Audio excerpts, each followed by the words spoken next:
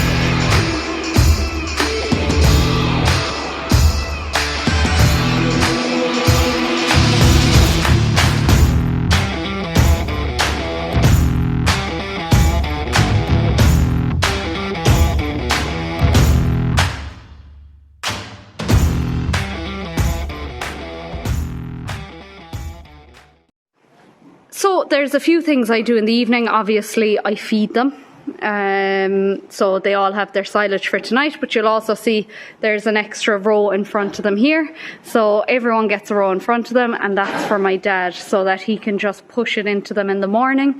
It just means that I don't have to come down here before work in the mornings. And the only other thing I do then is I make sure there's enough space for my dad to get down between, say, the silage and the tractor so that he can get down to the end to the cows. And I leave the pike in an accessible place just so he can get at it. So they're the two things I need to remember to do before I leave in the evenings, because I have forgotten before. But yeah, all that just took about 30 minutes. 35 minutes, and that included going up getting the nuts and everything. So it doesn't take long, especially when the silage is dry. It's easier to pike it and all that. So a lot of people ask me, how do you do it with work? But that's it. It doesn't take that much. Some people go to the gym in the evenings or go out for a walk or whatever it is. I just come down here for half an hour, 45 minutes. So it takes a little bit longer when I'm bringing in a bale, but not too much longer, thankfully. So that's what it's like on an evening after work, so not too bad at all.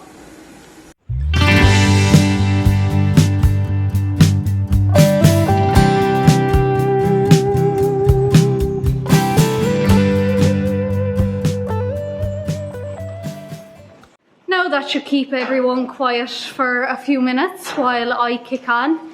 To be honest, my dad would probably be the best one to give this video, but he's a bit camera shy, so it'll be up to me. But he is the one that chooses all the bulls and looks after that AI side of things. So I'll do my best to explain how we do it here though. So first of all, every animal you see here behind me was born on this farm. So the last time we bought any animal into the farm was in 2012.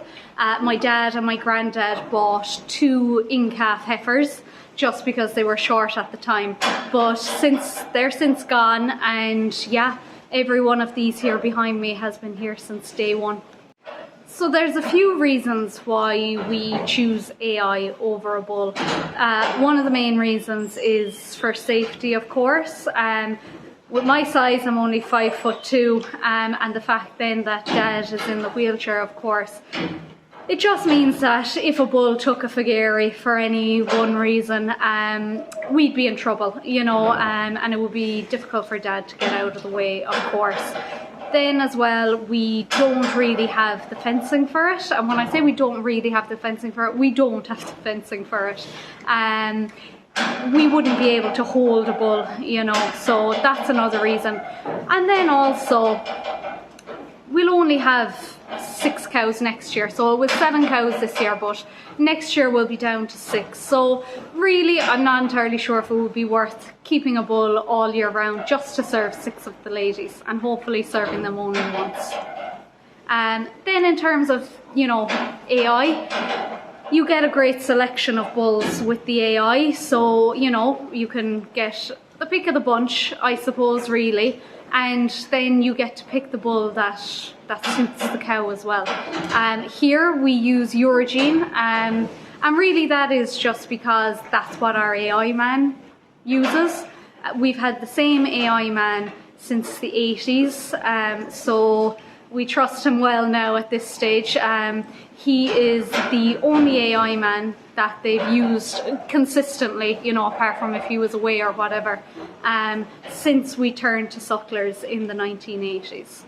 The main issue really that I think a lot of farmers would find with the AI, and probably part-time farmers in particular, is it's quite time consuming, you know, between watching them for bulling, bringing them in, separating the cow and calf from the others, you know, hanging around for the AI man and then letting them out again.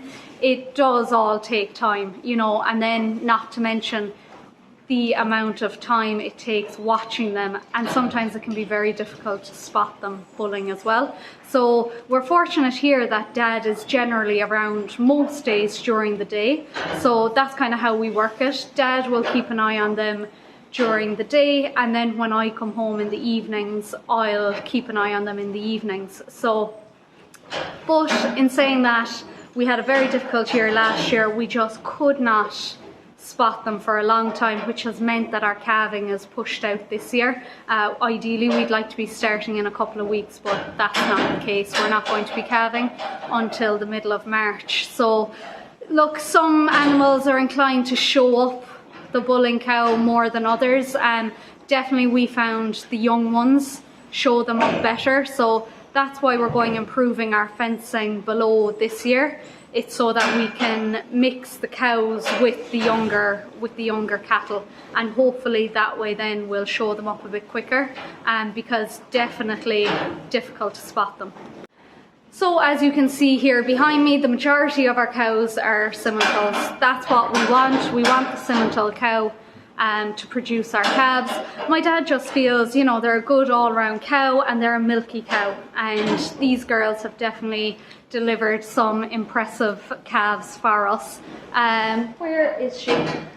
The big red here, the second one in, she has produced our replacement for this year and also our replacement for next year, so 2 simmentals.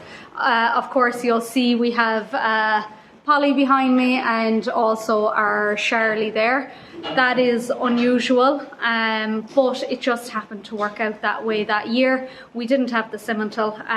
She is a simmental Angus cross, and has produced some beautiful animals, including the Charlie cow that we kept. So in fairness, they've played their part as well. So I'm just going to show you the replacement we have this year now, the simmental, and then I'll show you her full sister as well.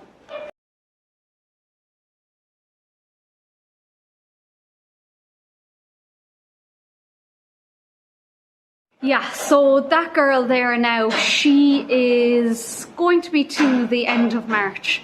So you're probably thinking, why isn't she in calf if she's to at the end of March? So it's all about timing really with the AI. If she was to calve at the end of March, and if she lost any time then after that, we're probably talking about an April and possibly even a May calf for the following year. That's exactly what happened with the big black cow. She's not actually going to calf until July this year, so it just pushes out the calving season, you know, and then it also pushes out the keeping the calf with the cow for longer. So that's why her calf is out the back and not in the pen here with the other weanlings. So it just creates a bit of a mess. So what we're going to do is we'll put her in calf to calf next year, end of January, start of February, and that way then hopefully we'll have her in sync with all the rest of the calves. We did the same thing with the Charlie there behind me this year, and it worked out well, so she'll be in time with all the rest of them. So we're hoping the same thing works out with her. Not ideal that she'll be nearly 3 when she's having her first calf, but look, sometimes you can do it out of convenience, you know, and that's what we're doing. I'm just going to show you her sister there now. You can see her behind me actually. Now, so this red and white one here is going to be our replacement for next year. So again, she's out of the big red cow, and she's a full sister to the Simmental I just showed you there, this year's replacement. You can see she's a serious animal. She's got a great back on her there. From day one, I knew she was going to be the pick of the bunch, and she absolutely is. So that's our next replacement. She'll be the only replacement out of that bunch, but a good one to get for sure. So both of those, the 2 young ones, were out of the same bull, Leehard Harry. Now he is hanging up his boots this year, and we're going with a different bull called Lynx. So 3 of our cows are in calf to Lynx at the moment. Now those 2 bulls happen to be my brother-in-law's bulls, so we are very fortunate to have some insider information there. So my brother-in-law, along with his brother and his father, have a pedigree Simmental farm up in Cork, Leehard Simmentals.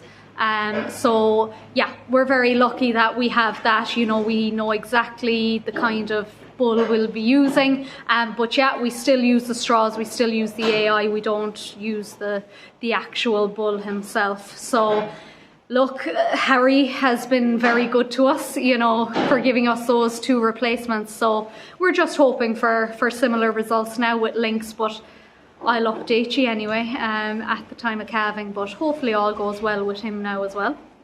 So you can probably see from the others as well, we have the Limousine and the Charlies then. That's what we do. So my dad has found that the Charlies tend to do quite well. They seem to be quite sought after, and so that's why he uses them. We generally don't go with Limousines because my dad feels, and I do too, to be honest, they can be a bit wild at times. I think my dad has had quite a few bad experiences with them in the past as well, in terms of their flightiness. Now, I can absolutely agree with the 2 weanlings this year. They seem to be very flighty compared to the others. But then last year's Limousine is one of the biggest pets I think I've ever had on the farm. But the reason why we use those Limousines is they're an easy calving Limousine. We have one girl here, the one right there at the side, small red I call her. She has yet to calf herself, so she's had 1 C-section and the vet has had to jack 2. So this is her last year with us. She'll be going this year, whether she calves on her own or not. But that's why she gets the easy calving Limousine. I'm really hoping she does it herself this year, because she produces some lovely calves for us. She really has, and that is the only reason she's still with us. And then we have the other one here with the red eye. She is the other one with the Limousine. So she doesn't really produce great calves for us. She is probably our weakest cow, I would say. But in fairness, her bullock is doing very well now. this year, so maybe I was wronging her. Maybe she just needed a couple under her belt first. But they're the two that have the limousines. But in general, the cows that we want to keep a calf from as a replacement will get a Simmental. That's how we work it. So in terms of doing the AI, so when we spot a cow bulling, so we always make sure that she's waiting first of all. We make sure that she's well in at the time of AIing. So if we spot one in the morning, we'll do the cow in the evening. If we spot her during the day, we'll wait till maybe 9-10 o'clock that night to do her. And then if we only spot her in the late afternoon or evening, we'll actually wait until the following morning to do her.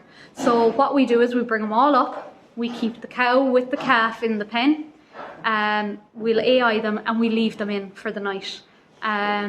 It just means they're not, you know, messing down in the field again with the others jumping on them and whatnot. So we leave them settle in here, and then I usually come down, if I'm working, I'll come down before I leave for work in the morning and leave them out. They know exactly where they're going anyway, so there's never any trouble. It's just myself and my dad, and we'll let them out. So that's what we do when we are AIing them. And then last year, thankfully, we only had the one repeat. And in fairness to her, it was the small red again. So she does cause us a bit of heartache at times, but that wasn't her fault.